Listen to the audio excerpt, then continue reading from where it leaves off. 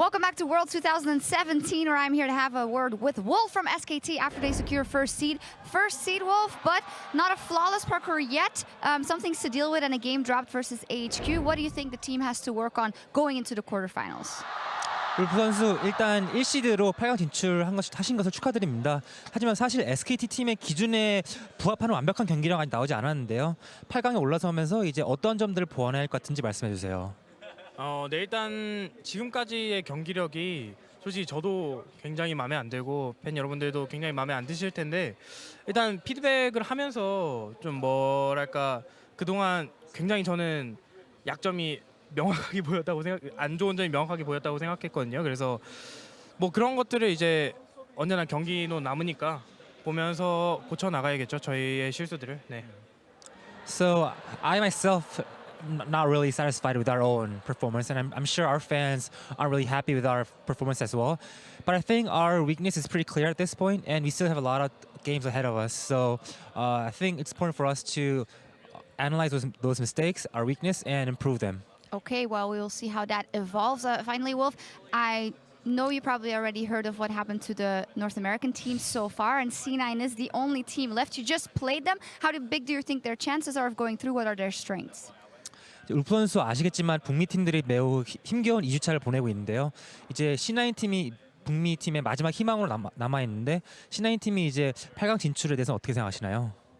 저는 일단 굉장히 진출할 수 있다고 생각하거든요. 왜냐면 저는 C9이 굉장히 잘하는 팀이라고 생각하고 또 북제탑 임팩트를 가지고 있기 때문에 언영이가 올라왔으면 좋겠고, 그리고 리그가 길어지면서도 또 지역이 하나는 남아야 그래도 재밌잖아요. 그래서 저는 C9이 충분히 올라갈 수 있다고 생각하고, 그리고 올라갔으면 좋겠어요. 네. So I actually think that C9 has a good chance of advancing to the quarterfinals. I think we need at least one NA team in the tournament to make it more interesting, and they have the best NA top, Impact, and I really hope that Impact plays well and the team, and yeah, I think they have a good chance. That was it? Okay, well, Wolf's blessing for C9. Thank you very much, 감사합니다, Wolf, and good luck in the rest of the tournament. And now into that big matchup of C9 versus AHQ with you guys at the desk.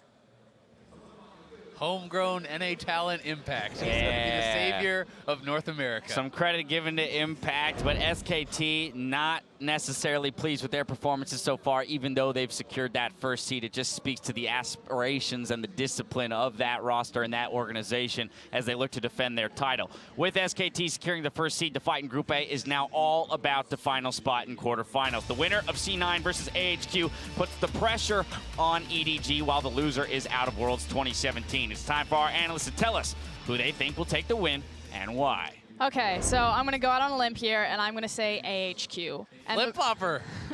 And the reason why Again. it's just Chat I'm would be just so displeased. getting more information, just sussing things out. We had some questions at the top of the day. I said that Cloud9 had shored up their weaknesses from their domestic performance, Impact playing much more consistently, Contracts becoming that big superstar on a world stage. But now, not that Impact's playing poorly, but he's starting to slide back a little bit. He looks a little bit disjointed, and I think because Westor is starting, AHQ can play that 1-3-1 side lane style, start splitting Impact up from his team, and start exposing some of those weaknesses that we saw from just the last game, where he's not quite getting there just quick enough or on the right time. Crumbs, what are your thoughts? Well, at the top of the day, we predicted Cloud9 for second place. However, I got to know when to fold my cards. So I'm actually going with AHQ for this. Ooh. And I think Westor on mid is more impactful than having Chowie. On top of that, if you look at the performance for both these teams today, AHQ have been massively more impressive in their game against AHQ. And they played up against EDG, who right now today is the strongest team in this group. So with that being said, I do think that AHQ will favor over Cloud9. However, if we do get a tiebreaker, I think EDG is going to ride it home. All right, there you go. Azael, what do you think? I still have some confidence in Cloud9, and the reason is because Westor is actually starting, and I think that like his laning phase has been such a big weakness. So while he has been very effective, and if he can get help, around the jungle and actually get put in an advantage, I think he's incredible. But from a disadvantage, I think he has been pretty ineffective, and I think that Jensen's lane dominant style could actually exploit that since Cloud9 plays so heavily around mid lane. I just want to say that Shin, I think, is going to be a massive pick here. I think it has to be denied from Cloud9, and almost even more important that Ziv gets his hands on it. Yeah. I love how our reasons for AHQ are your reasons for Cloud9. I just think Cloud9 can play heavily around it. Draft's going to matter a lot, though. Hey, spotlight on the mid lane. It's do or die time for both these teams this game. Let's head over to the casters for picks and bans. Thank you very much, Dash. Hello, everyone, and welcome to what is the most important game right now of the group stage. The loser is out. The winner is in at least a tiebreaker with EDG or flat out gets second in the group if SKT helps them. And there's so much pressure on both teams. Like AHQ saw Flash Wolves end up 1 and 5 in their group, not make it out. They now have a chance, even though a lot of people were saying AHQ had absolutely no chance of getting out of their group.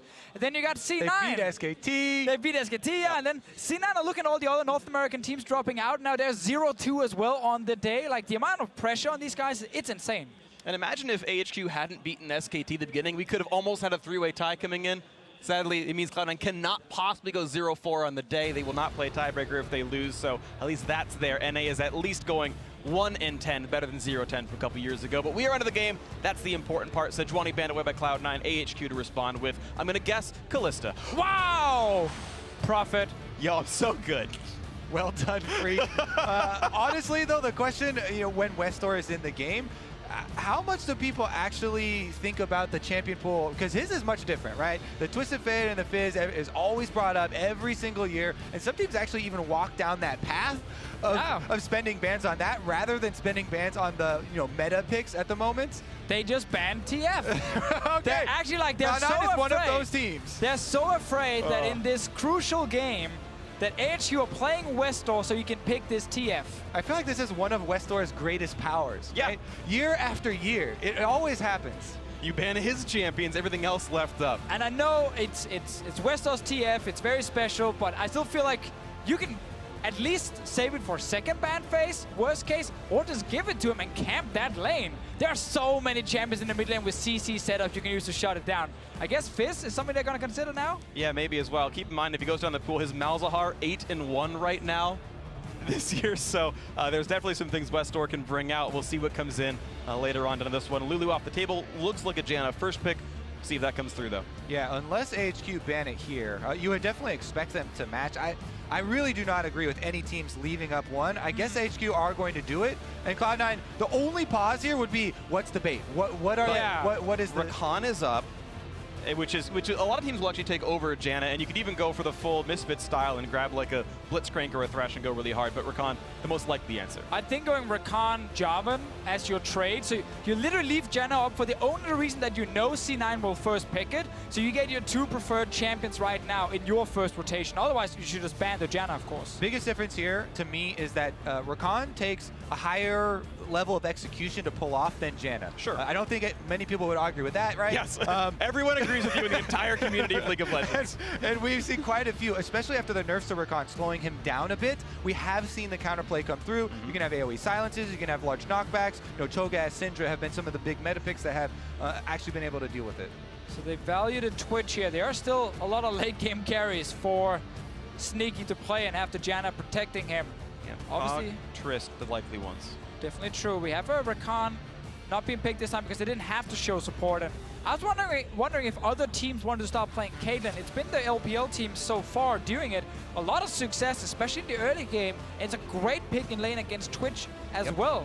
And it looks like they're going to do it. Time's ticking down, and Cloud9 going to pick up a champion that I'm pretty sure exactly 2 teams practiced heading into Worlds. Okay, 3, sorry, all the Chinese squads probably played it, but she was gone from the metagame. Yes. Entirely. No one's considering this champion. You heard Mithy talk about it. He's like, no, Sven never considered this thing even being viable whatsoever. And that's going to be the pickup here. So Sneaky in the do-or-die game for Cloud9 and North America as a whole, pulling out the Caitlyn. When people have been seeing these games too, and they're like, oh my god, why doesn't everyone pick Caitlyn? Well, the reason is she does, drop off more later than she used to. And yes, she has been bullying these lanes. You need to be able to bully these lanes. You need to be able to wear down this turret and start to get gold for the rest of your team and use this swing of momentum early on, switching from turret to turret and kind of sieging as the way to win the game. Now they have actually locked in another form of disengage for themselves. So C9 looks like they're fully committing to this strategy.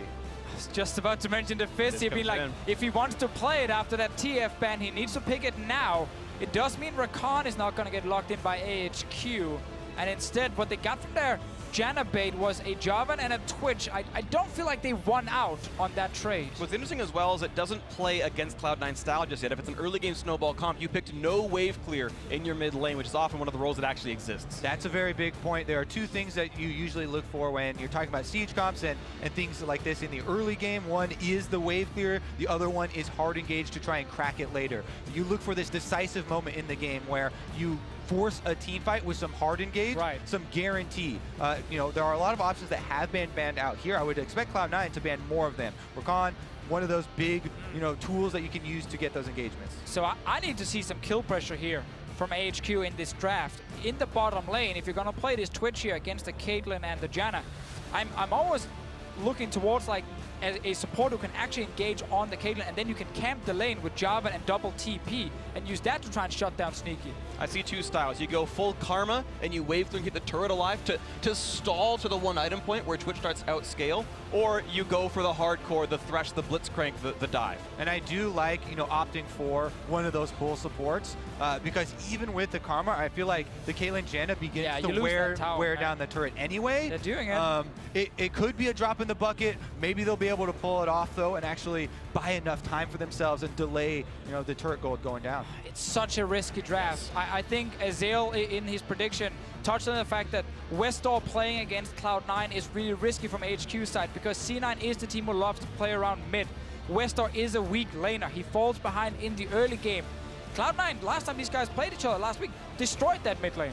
Weak laner, but strong roamer. So maybe it's just HQ deciding to go more into the bucket of, we are going to crack this game open with a big play and have Westdoor, you know, crack on the bottom side and break one of those big things open. But then you're going to go down to this lane here where your playmaking potential is a snare after a few seconds from a Karma. I hope the bot lane can survive for long enough so that Freak, you're 100% correct with the Hurricane coming in from Twitch and then they try and fight back. Sure. But they gotta be able to survive in that early game. You can't lose the early tower. And remember, with this LeBlanc pick, you know, Jensen could very easily take teleport as well. And there are two forms, the best two forms really of disengaging the entire game here with Janna and Gragas.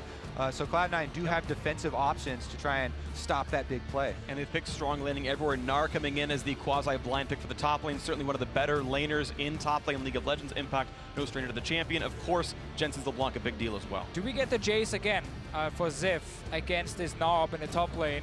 Or will they just play a simple tank? Yeah, the problem with that is, and I really want this big moment where you have the hard engage. And Jarvan is one form, but that's not enough. Janna completely stuffs him, right? Yep. So now with the Maokai, they're trying to get that extra layer, it looks like. But you got 3 losing lanes now. Like, you're gonna get shoved in 3 lanes. Contract should have freedom to roam wherever he wants in this game.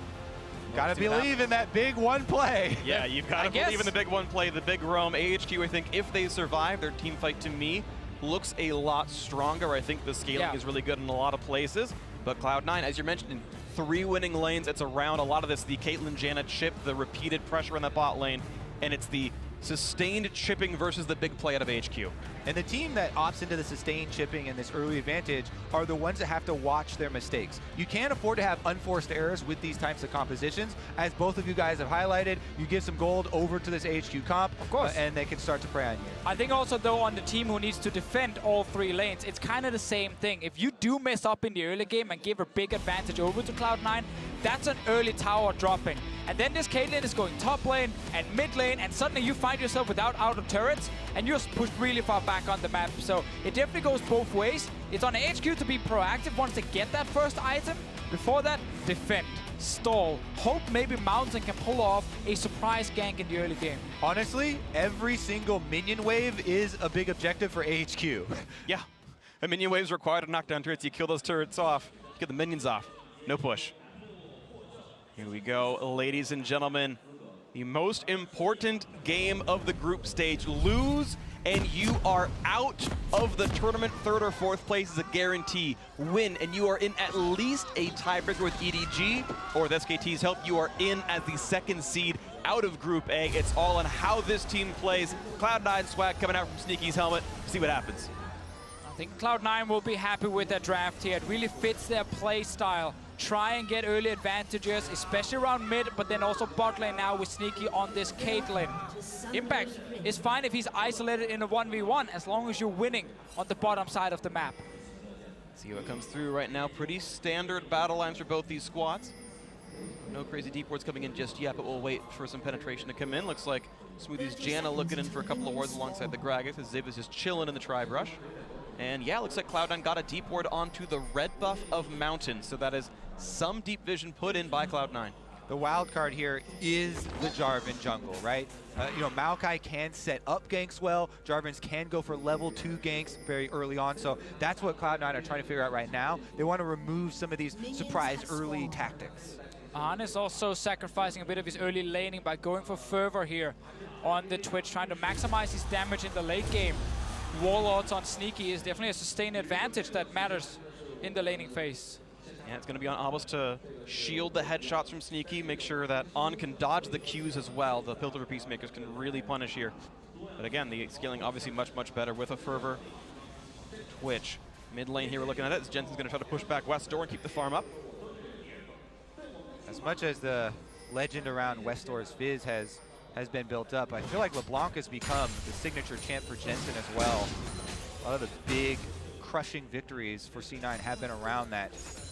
I mean, it's a champion that C9 play really well with and respect so much they even ban it themselves sometimes against other mid laners because they're afraid they're going to pick it early on in the draft. It's such a power pick, and it's been such a power pick in North America. It was one of the big deals coming into Rift Rivals. European teams didn't really utilize the LeBlanc, but North American teams did, and they camped the mid lane and got the LeBlanc rolling, and it just took over games. It can be the same in this one here. Contracts and Jensen together, it's been a good 2v2 combo, and it needs to work in this game. So far you're seeing it right now. Jensen's only missed 1 CS across the first 2 waves. Right now, Wester only has 2 of about an available 8, so he's getting the early deny going. Expected for the matchup. We'll see if Cloud9 can keep that one going. Of course, we just saw SKT use a advantage top lane matchup to help win a game as well. And this Karma in the bottom lane is a strong laner, which obviously, again, fits in with this whole try and protect the Twitch in the early game, try not to lose the lane too hard. Scaling is not the same as a Janna, so that's definitely a disadvantage, but you got the rest of your team scaling for you.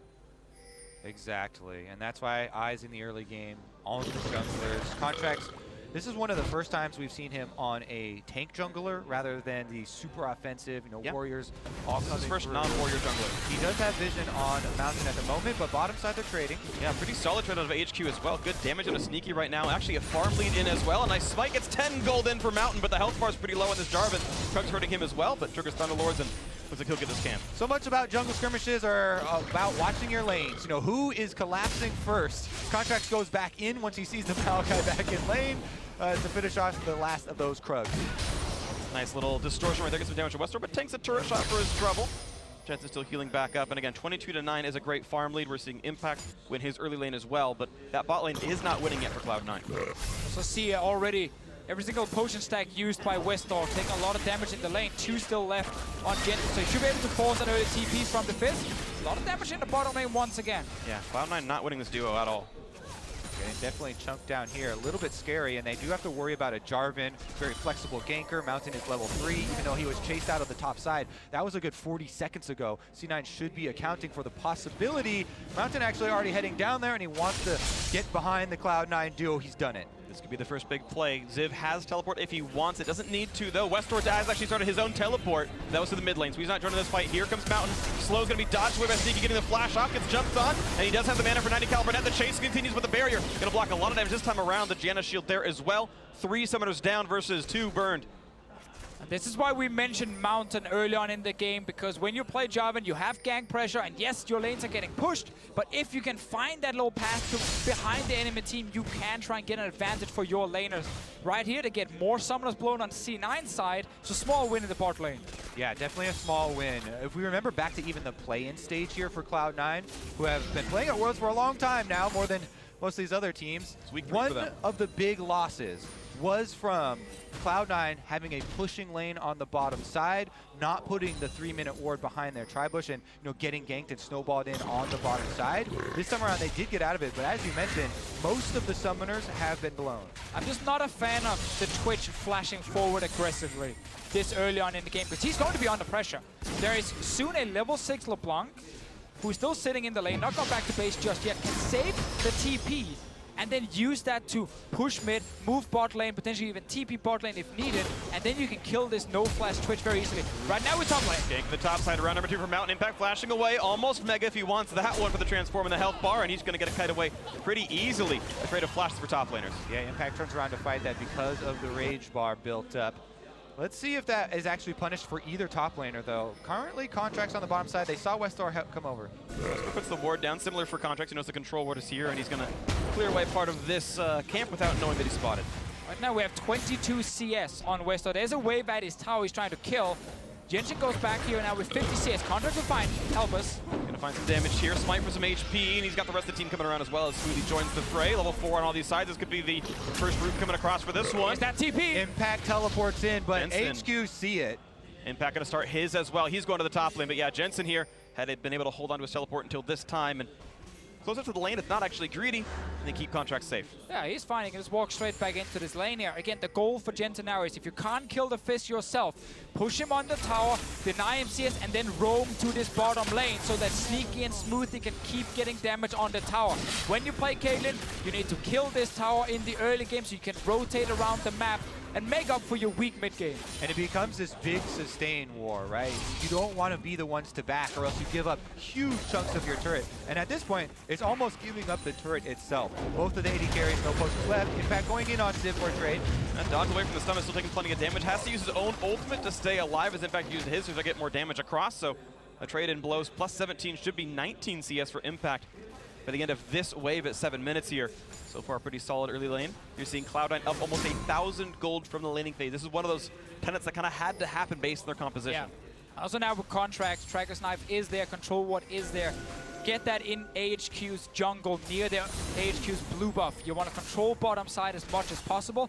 Isolate the Gnar in the 1v1 and allow Sneaky with full vision to once again hit the turret. Exactly. I mean, I know you guys use the term tempo a bunch in Europe, and you stopped doing it. Become tired of it. Fun of us. But this is where it's so apt, right? We talk about the recall timings being so important in that bottom lane because of the turret health. The Caitlyn Janna just continues to fully heal off the minion wave. Every time the shield goes down onto Caitlyn, moves up, tries to abuse her range. They poke in the minion wave, and then the AHQ duo has to choose between taking damage while CSing and trying to clear out the minions and heal up under their turret. Not going to happen. And you never get an easy time to recall. You kind of need the enemy dual lane to recall first, so you can try and match that at the same time, but you're always slightly delayed, and that means they return to lane faster, and they start pushing once again. Like sharks in the water, where as that takes its toll, it draws everybody to the bottom side. There are low health members. Jugglers spot each other. Nice flag and drag gets Mountain away, but this is a 4 versus 3 dive that can't easily be defended, and you're seeing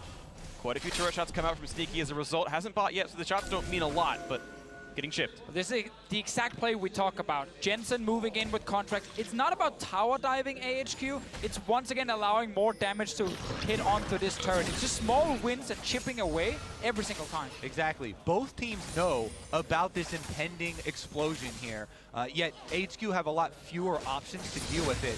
There goes lane movement, actually, as I believe Mountain is down there as well, trying to hold on for them. But as long as Cloud9 match, HQ just do not have the power to overthrow here. Yeah, he's trying to give them a chance to actually push out the lane and recall so they don't lose the tower, but now Contracts is down here as well. I think we're close to Cloud9's first recall timing. Sneaky has the money for BF Sword plus pickaxe and like a control ward. This is what we often saw Mystic do when WE was doing this a couple days ago. This might be the recall timing for Sneaky, and then they'll go for the turret kill at 10 minutes. See, Contracts is hiding it. He's waiting for Jensen to be able to move down as well. Meanwhile, up in the top lane. You got him in turret range. Impact. He's gonna fall. First blood. Solo kill for Ziv in the top lane.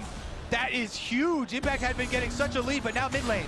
Oh, the fight is in. He's gonna find the route onto the door. He's running out of health bars. The shots coming in. Gonna maybe get the dot. It's not gonna be enough. Jensen stays alive. The trident over his head. 1 kill for Cloud9. Oh, Mountain is here. Can he do anything? No. Contract will just deny him any entrance towards Jensen. Not even close to in range the Q down as well, but he has ulti. Because there's so much action elsewhere, the bottom lane turret is taking more damage as well. And the objective that we kept on talking about, that first turret bonus, is getting lower and lower. Oh, Westor tried that all in. Let's see Mountain. He's sitting up here. Westor has teleport as well. The Fizz teleport. There it goes. Oh, it's on the turret. And of course, Mountain very low in health. He's not in range of killing Contracts. Tempo teleport. Hoping to fight for the big Raptor. Didn't get it. Contracts takes the camp away. Teleport cooldown is one thing, but you need a place to use it. There have to be wards out there, and they haven't had the pressure. And this turret could still fall without any recalls coming through. Cloud9 just staying in the lane. It takes them 11 minutes, but it's worth it in the end. First turret gonna come through to Cloud9 here in the bot lane. And the farm is starting to grow as well. They're plus 11. Exactly as we mentioned in Champ Select, like when you have this Janna Caitlyn lane, you're looking to just constantly push him. Get down that turret here. No real counterplay from HQ other than potentially 2 wards behind Cloud9 they could teleport onto, but they've been using the teleports back to their lane to try and stay even in CS. Top lane though, big mistake from Impact. We talked about unforced errors in Champ Select as well, and Impact gives over one of them. He had been keeping up the pressure very well, but Ziv, this guy definitely deserves, a shout out. Meanwhile, we're going to talk about this one in the mid lane, but Ziv on top side definitely deserving of a lot of the praise that he has gotten for his top lane play. That was so close right there, of course, and Jensen barely survives the encounter, but it's now suddenly a 2.3 thousand gold lead for Cloud9. This comp is doing what it's designed to do. Infinity Edge in here for Sneaky. Hurricane there for On, though, is not too bad, especially with Ardent Sensor in soon. So HQ knows, okay, Caitlyn will go top lane, start pushing another turret. They're trying to match it now with the Hurricane on, but there is no Ardent Sensor yet, and there is one on Smoothie's side with that gold from the turret. And that is such a huge difference. The amount of gold value of stats that you get from this completed item compared to the component is insane. They actually are trying to punish that, though, with Mountain coming up here, it looked like, but he's now backed off because Janna post level 6 can fully reset, and you can actually 2v3 because the Ardent is done. There was also an old control ward placed that obviously HQ knew were there because it was killing one of their own wards, so Mountain didn't have an easy path into that lane. Normally when you swap like this, there's actually no wards in your lane already, and you can get surprised by an early gank. Yeah, a full Ardent completion should mean that Cloud9 get to take down this top turret, then transition over to mid lane, and try and control the rest of the objectives. They're actually maybe going for a dive even. No, On's not going to get found out here. Camouflage plus the shield keeps him safe with the movement speed. Sneaky still getting shots off from the turret as Contracts holds the line for now, and it is one wave away from falling. And I think AHQ did not expect Ardent Sensor to be completed just yet. Had they just gone to the bottom lane and swapped the lanes around, they could have traded turrets. Instead, they walked top lane, realized, oh, there's an Ardent Sensor. That's bad. We're now going to lose this tower for nothing. And they have not been able to do anything in return. C9 wants standard lanes. They don't want any lanes. Soft Citizens want to keep doing this. They have not 1v1ing the Maokai. They will, of course, win the 2v2 as well with the Caitlyn and the Janna. So they're very happy now. They're very happy, yeah. Cloud9 might just be the one team to make it into the top 8 from North America. Of course, AHQ could have done the same for the LMS. On looking for the flank. This could be the first big play. Shark's going to land onto the front line. Contracts, though, he's a tankiest member. Mountain low on health. Got 4 shots to do him. Gets a quick shield, though. Spray break comes out from On. What? He's trying to make it happen. He's not going to make it go through. The shots come through, and Sneaky takes him down. Yeah, you can't. Even with the flank there with a Twitch, Janna has such a huge reset. Her ultimate's so good early on in the game. She can apply Ardent to everybody. They all heal up after this, and C9 will take the objective afterwards. On right there, man. Just wanted that kill so badly. He knew he was going to die on the way out, but still he's using both summoners for it. So this flash forward on the Twitch to Fischio, probably even worse than the earlier one we saw bottom lane. And that's going to be all outer turrets. C9 should reset right now and then grab the dragon before HQ can actually revive. But again, they're bleeding towers, they're bleeding gold. It's 5k in favor of C9. They try and engage it with the Hurricane, but there's no Ardent Sensor just yet. And On actually gets a lot of damage off, but this flash forward doesn't make any sense. I think he wants Contracts, but it's a one-way trip for sure. Yeah, it's one of those plays where you do it and then you're like, ah, dang, Janna, broken champion. But you're like, no, that's your fault. Exactly. You should recognize her right next to him. That's what her ultimate does, and the heals come through to save the rest of C9. Play that we call the Reckless. Oh. Damn. He made top 8. Damn, boy. He made top 8. I would take that. Either way, He's not even here to defend himself. We'll see him in the next stage, and I'm sure he'll defend himself well there. We'll see what happens in this one as AHQ. Down 5,000 gold. Cloud9 went for early game pretty much everywhere, and so forth is paying off. Farm leads in every single lane, even supports at least Tide and Farm. All right, so Rift Tail is the next objective here. There's no like tier 1 towers you can actually kill, but you want to use this Rift Tail to try and get down a tier 2 tower, and then you start setting up that deep vision, take away the jungle camp, and you kind of have this game where if you can't chip away in turrets, you just wait for Baron. And once again, we have to look at it from HQ's perspective because it's so difficult, and it gets more and more difficult as you let it go on standard. Yeah. Deficio mentioned this, you can't fight for objectives. The only way you could get them in this position now would be to try and trade. You know, if they commit to one side, try and sneak an objective somewhere else, but it's almost past that point now, and Cloud9, the last step for them is to move up the vision so that you see any movements that HQ try and step out of line. Yeah. And if they go for one of those trades, slap the hand, and you cut that off as quick as it started. Yeah, it's all about stopping the big play out of AHQ.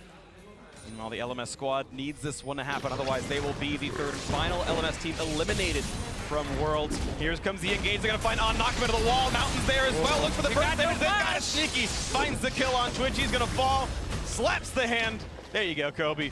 And again, no uprise for HQ yet in this game. Oh, there was no flash on An. He used it last team fight, and trying to even contest the jungle vision is impossible for HQ at this point. And it's their own fault when you draft the 3 losing lanes, and when also your AD carry is playing over-aggressive, trying to make something happen in the early game.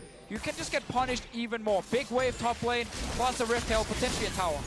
TSM died for this. Cloud9 using the tower pushing strategy to find advantage here on the last day. Ziv, round number 2 with Impact. Not looking pretty. Pops the ulti for some disengage, but Impact's almost in range. Hyper's going to trigger, not quite enough for the kill, but you know he was thinking about it. Meanwhile, Rift Herald helps knock down top lane tier 2. AHQ still turretless. All they've grabbed has been that single solo kill from Ziv. Cloud9 leading otherwise on a perfect game. And it's kind of the same setup with Impact as we saw with Huni last game, where he just needs to 1v1 the top laner right in front of him and not really do a whole lot else. Because the 4-man group of C9 with the jungler down to the support, they're just stronger than AHQ's 4-man group. But they're constantly going to apply pressure and isolate Impact to always just play 1v1. No one should ever be able to gank this Nord, because then a tower or something should fall elsewhere on the map. Cloud9 going to hope that pressure continues here on this one. Looking to guarantee themselves at least a tiebreaker with EDG for the last spot in the top 8 here at Worlds 2017. Cloud9 hoping to undo all the disappointment North America had so far this week in the Worlds group stage. And important to note that for that tiebreaker to happen, EDG needs to beat SKT Which is in the next game. Also, I don't know if you can undo it. It's already been done. We're in it. Well, we're living in this world now. Is one top 8 a disappointment for North America is the question, because then it stops being disappointing if at least one team made it.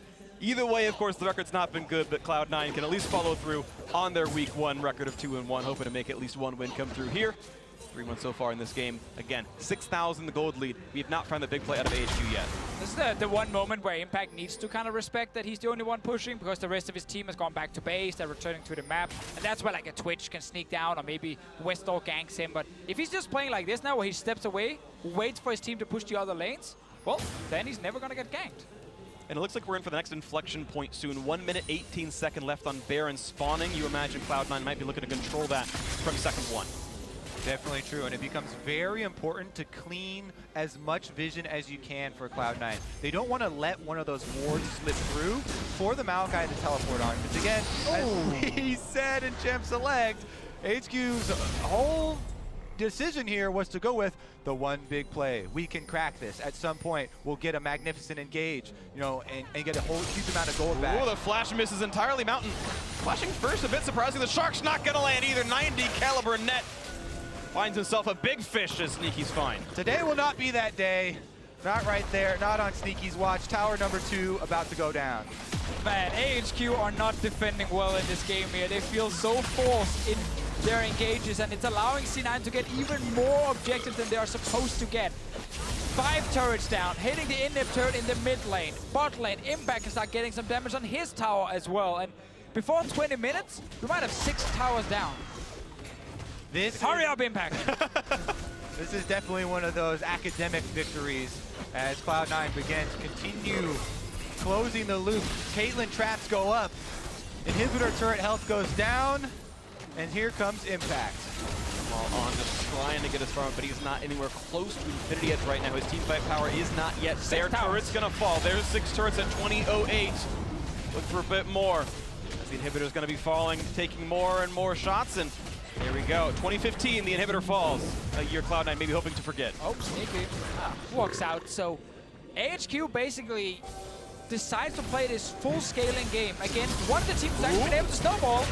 Explosive cast maybe goes the wrong way. Almost dragged to safety. The knockup under the turret, though this could be the second kill. Contract forced to flashed away. And slight over-aggression. Here comes the re-engage. Looking for the ulti across. Finds the roots on the 3. Will this be the fight for AHQ? The healing coming out from Janus. Spray and Spray still coming around. Not yet the kill, but now on an impact. He is not yet close to Meganar. Flashed away, stays alive. Into the back lane for Sneaky. Flashed away himself. And Mountain cannot chase. He will lose his life. This Jarvan is dead. 4-1 now, Cloud9. That was the attempt. That was it. HQ try and pray on C9 going too far inside the turrets, but it's too late.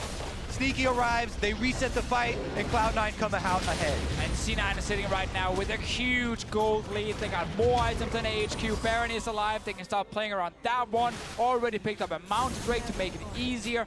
They're feeling so good, and it doesn't matter if Caitlyn's mid-game is weaker than other AD carries. If you're already an item ahead of them, you're going to be more than fine. This is the first fight where they do not get the kill on Albus, but he's forced out of the team fight for now. Rest of our AHQ trying to get something in return, but this is where you notice how far down they actually are in items. And they notice it as well. You can feel the desperation there in the engagement. A little bit of an opportunity is all it takes for them to pull the trigger and go all in. And just the damage not quite there. I mean, it's narrowly close. You can see a lot of low health bars there from Cloud9. You imagine a few hundred more gold in the inventory as these players, that damage comes through. Imagine that's an Infinity Edge on Twitch. That 2-5-0-2 becomes 5-5-0-2 and they're all dead. Those are the margins here that could have made AHQ win, but the gold deficit has grown so large. Give the Twitch 4 to 5 more minutes, and then he will have that eye edge and be ready to try and fight. Maybe round 2 looks better, but... Maybe. It does give enough time for C9, though, to potentially get even their third item on some of their carries, and also start setting up for Baron itself. Mountain is behind the Baron, either trying to look for a pick or a potential steal, but the Baron is not started yet. Yeah, C9 don't have to rush into anything. Again, they hold all the cards. They push up each lane, they lay down their vision. You remove one by one all of the pathways for HQ to get back into this game. Right now, it's not going to look into the Baron, steal another knockup there on a Sea's Shark. This time it's going to land. There is almost no way out for him. Damage coming across, and yet they find the way. The heals come through, the barrier in as well. The Janus shield regardless. And now Zeb in the front line, a little bit isolated. The burst damage coming across as Impact tries to come in as well. He's looking for On, and yes, the tank is gone already. Pulls him back in with the Gnar, the Wallop there as well, and Jensen. Now on a killing spree, 6-1 Cloud, and get another 2-for-0 team fight. Contracts chain CC'd Westor right there, so he could not get on to Sneaky and finish him, and then all the healing and shielding came in from Smoothie, and now Sneaky's back to full HP. Thank you, based Ardent Sensor. Sneaky back to full health there, the shields. And Smoothie being a really big deal as well. The respawn's up in about 15 seconds, but right now, Cloud9 looking for the base itself. One of those Nexus turrets down to about 1/4 HP. Top inhibitor going to fall as well. 12,000 gold separates these squads. You have to imagine this is going to be closed out. Yeah, AHQ, the death numbers are so low that they can get back up and have one more attempt, but they've got no defense. 2 inhibitors already gone, 2 Nexus turrets have followed suit. This could be the last fight of Worlds 2017 for AHQ. 2 and 4 would be the exit for them as the battle rages on. Zeb in the front line, but he gets shut down for Jensen's Rampage. The door cannot quite close it on a Smoothie. Stays alive, the kill comes in, a double in for Cloud9's mid laner. And now 3 versus 5, they can only sit back and watch as their exit is complete. Cloud9 improved to 3 and 3, and they are now SKT's biggest fans, hoping they can make that top 8. Great early game from C9. They won their lanes. They pushed the advantage. But man, AHQ's decision to draft 3 losing lanes against C9, one of the teams at Worlds who've actually proven multiple times they can take an early lead and snowball it. You just have to question that decision. They sacrificed everything early on, thought they could maybe survive and make it out, but they made some really poor calls in the game. When you draft into this, you put yourself into a position to have to outplay, to have to surprise. No mistakes. And it's really interesting because I think we've seen this interaction 3 times now, 3 different games of Caitlyn Siege versus someone else. And every time Caitlyn Siege has won so far, it feels like the one strategy's been practiced and the teams know the movements around it. Right. But who's scrimmed against it yet and understands the ways to beat it? And it seems like no one yet. Exactly. That's for next week where teams It will have is. to adapt to it because you need some sort of playmaking in the bottom lane to get onto the Caitlyn, or you need stronger laning AD carries. Twitch is not a strong laning AD carry. He wants to get to his first item, and that's the thing Caitlyn can counter, especially when there's a shielding support next to him, not posing any threat. And great adaptation from C9, picking that Caitlyn, saying, you know, this is working for others. We should do the same. Yeah, one of the biggest things that we always used to see in the past was the super hard engage and making those quick plays. Yep. But Janna right now being so powerful and her fitting in as the disengaged support also is just another layer that you have to get over when countering it. And adding 40 raw attack damage turns out to be pretty good when the entire game is pivoted around 13 minutes into the game. That's when you max out the E, and it's like the exact Janna power spike is that level 7, 8, 9 right there. So certainly a lot's worked out. Great compositions coming out for Cloud9, copying the LPL here in China, but it's worked out for them. So 3-3 means that Cloud9 are either in if SKT beats Edward Gaming, or they battle Edward Gaming as EDG hope to make it their 3-0 run, and they would have to pull a Fnatic, making it 4 straight wins. They would have to do that, and the fact we've already seen that once during this tournament, it's kind of crazy we might see it again if EDG can actually take down SKT. That's going to be the big one. We'll have to see what happens. And if it does, it's all 3 LPL teams in the top 8. It'd be beautiful to watch either way. That's going to do it for us here. Now let's hear from Shox and Cloud9's AD carry. Thank you very much, guys. Indeed, standing by with Sneaky after a huge match and a huge performance over AHQ. Very much win lane, win game composition coming out of you guys in such an important match. Why the choice for this comp? Well, Caitlyn's randomly been played by the Chinese teams, mainly World Elite. They played it twice, and then, you know, they just played it against us, and it's like, wow, we can't really do anything. So we decided, you know, maybe we should take it for ourselves, because we did practice it a bit. And, you know, Caitlyn is pretty nerfed in this patch, but it's, for some reason, still works. Like, you can still just push them in, keep them under turret, and then when you do that, like, you just have so much range that you're so safe hitting the turret, and you get the free turret. So it's a huge advantage. Yeah, it's really fun to play, too. Yeah, I mean, you're very good at it as well, as it showed. Talking about pressure coming into this match, does it bother you, or is it hard to kind of separate the fact that the other NA teams are out, so all the pressure is on you, or how do you try and keep a level head in all that madness? Normally, it's fine. Actually, last night, I couldn't get as much sleep. I don't know if it was related to that, but I think like when I was trying to sleep, I kept cycling through some like thing I was thinking about earlier in the day with just League. So maybe the pressure got to me from NA losing it all this time. Normally it hasn't really hurt me, but yeah, I mean, it's sad to see the rest of the teams go. I thought TSM would get through. I was kind of questioning Mortals' group because GAM was such a wild card, and yeah, that ended up happening, so. Well, just to make sure, you know, all hope is on the shoulders of C9, but you guys had a huge victory. You guys look set to take it if EDG lose their next match. And much like last year, you're now waiting on the result of another match. But do you feel poised and confident enough that if it comes to the tiebreaker, you'll be able to beat EDG this time around?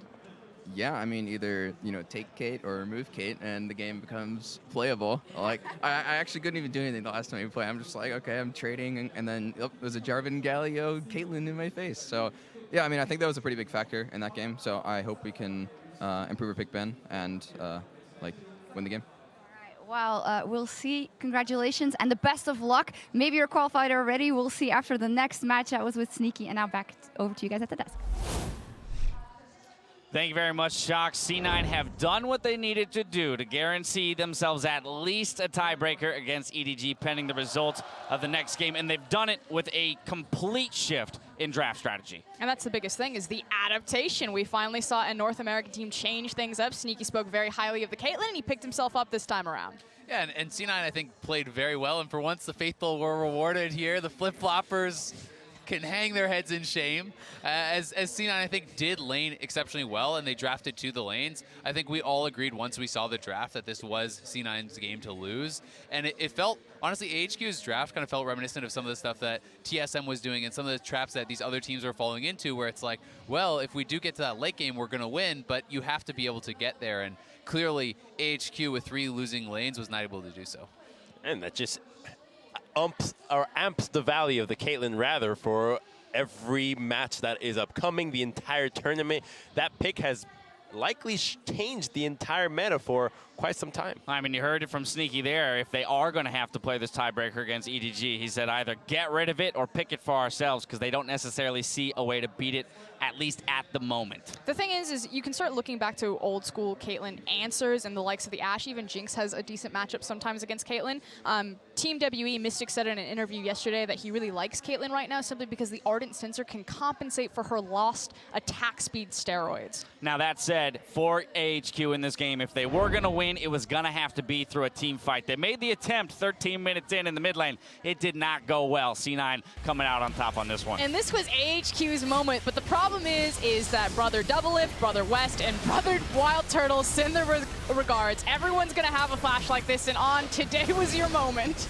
Oh, jeez. Well, Doublelift still has his flash from yesterday, so I don't know about that one. Oh, my God. But the biggest He's already thing, dead, Dash. I'm so sorry. It was laying right there in front of me. I had to pick it up. But the biggest thing is when you looked at that team fight, it was very clear that AHQ needed to win right there. They needed to get the Twitch back in the game, and Maokai was like split pushing bottom. Got it, guys. And I mean, that's something that we even called out a couple minutes before it happened. If C9 get the last outer that early in the game with already CS advantages across the board, the game is essentially over. You lose full control of the jungle. You can't really come back. You need to be able to delay. And since they have Fizz without wave clear, they needed to force a fight. So while it looks silly for On to be flashing in there, I honestly feel like the fault is more on the Maokai for not being there in the first place. And you can argue, you know, maybe don't do it if he's not there, but still. Even with like a 6 to 7K Goldie, there were multiple team fights where Sneaky was this close to going down if it weren't for all the shields and heals and whatnot coming through to keep him alive. And so you could see the potential for the one team fight if executed properly and at the right time. But really what I want to do now is look ahead to this final match, this Game 6 between EDG and SKT, as it very much could determine who gets out in second here. I'm riding the EDG train all the way here. From what I've seen from the LPL teams in the second week, from what I've seen of EDG today, this team is on fire, and I haven't liked what SKT have done at all, so I actually favor them in this matchup, and we're going to get a tiebreaker. But the thing that SKT have proven, because their early game is a giant question mark, but the thing that they have proven this tournament so far is that they can still late game team fight. I'm not talking about like 55-minute late game team fight. I'm talking about like 2 items, 3 items on their ADC. They stack it up, they execute very well, and that's what EDG suffer in. Yes, they look great today because we haven't seen that team fight phase from them when it's on even footing. I'd also say that, like, while I'm definitely in your corner as far as EDG looking amazing today, I do think that SKT looks significantly better with Blank coming in, and I do give SKT the credit that they are a team that generally can adapt, that can fix their problems on the fly, so I do have some confidence that they can actually take this game, but I think it's massively going to come down to the early game. If you said if EDG looks as dominant in the early stages, SKT won't get a chance to come back. Will the substitution be enough? The pressure is on EDG going into the next game as they have to beat the reigning champions SKT to force a tiebreaker. Meet us back here right after this. Up in the top lane. You got him in a turret range impact. He's gonna fall. First blood. Solo kill for Ziv in the top lane. Twitch is open. I'm ulting one. I'm ulting. I'm looking Twitch. I look Twitch. He's gonna die. Nice. Meganar flashes away, stays alive. Into the back lane for Sneaky, flashes away himself, and Mountain cannot chase. He will lose his life as Jarvan is dead. He's ulting now. I'm looking. Okay. Nice, son. Good touch. Getting flashed. Nice. And now 3 versus 5. They can only sit back and watch as their exit is complete. Cloud9 improved to 3-3.